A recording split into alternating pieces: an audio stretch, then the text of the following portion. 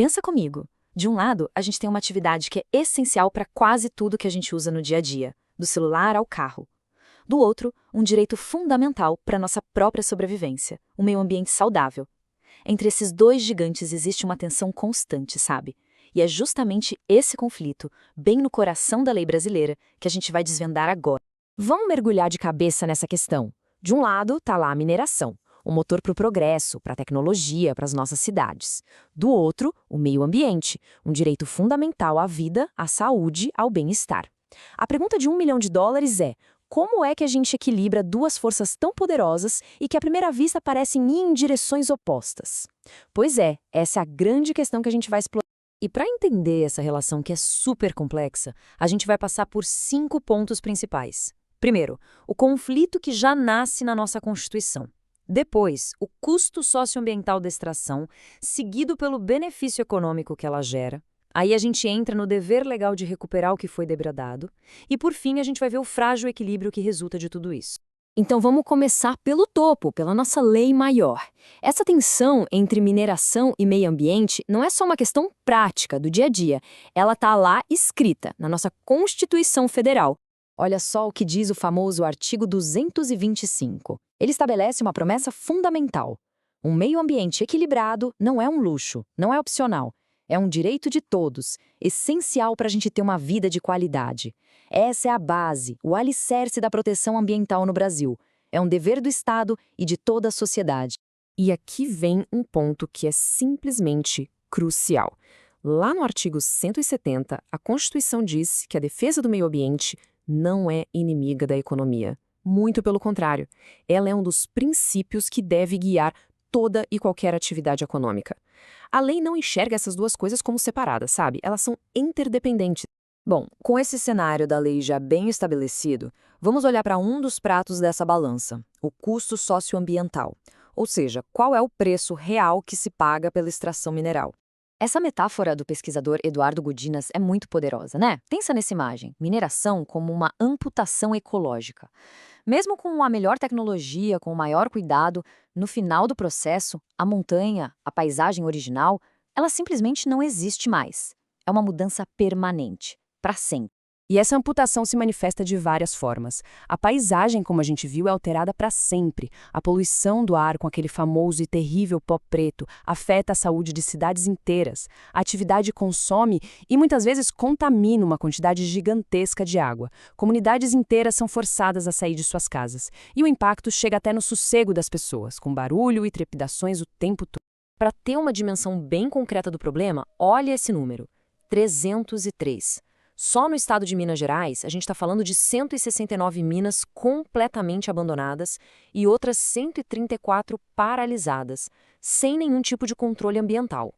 Isso não é só um número numa tela, é um legado de degradação que continua aí, impactando o presente. E a questão da água? É impressionante. Um único conjunto de mineradutos, em Minas Gerais, consome água suficiente para abastecer uma cidade de 1.600.000 pessoas.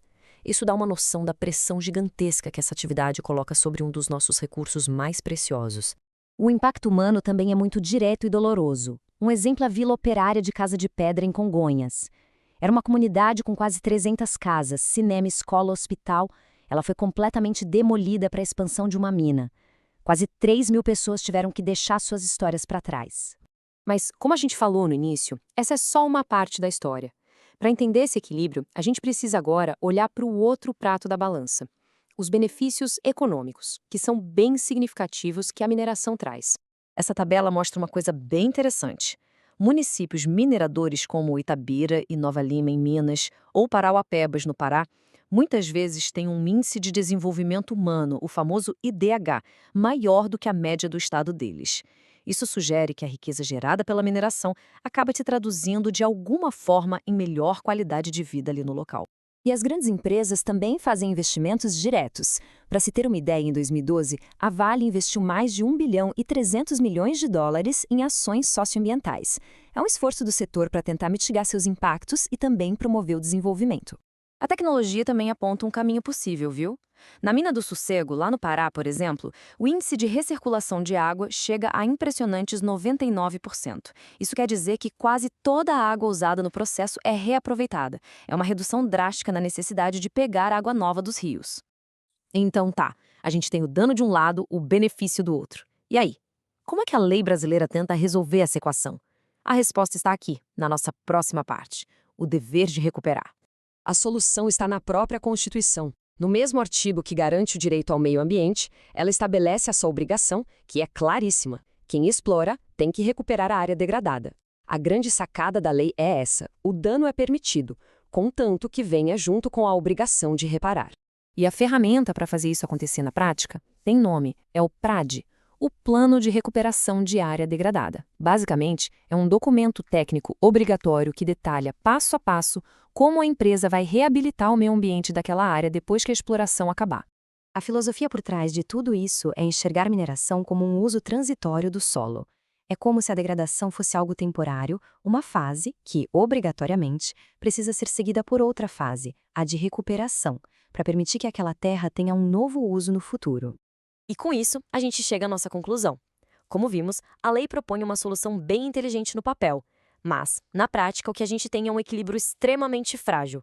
É um desafio que nunca termina. Porque, no fim das contas, ter a lei escrita é só o começo da história. O verdadeiro desafio é garantir que ela seja cumprida, e isso exige fiscalização eficiente, planos de recuperação que realmente funcionem na prática e uma negociação política e social permanente entre os interesses do desenvolvimento e a necessidade vital da preservação. E tudo isso nos deixa com uma pergunta final, que na verdade resume todo esse dilema. A mineração nos dá os tijolos com que a gente constrói nosso mundo moderno, mas ela também tira pedaços do mundo natural de uma forma que é para sempre. A questão que fica no ar é, entre o que a Terra nos dá e o que a gente tira dela, onde exatamente nós traçamos essa linha?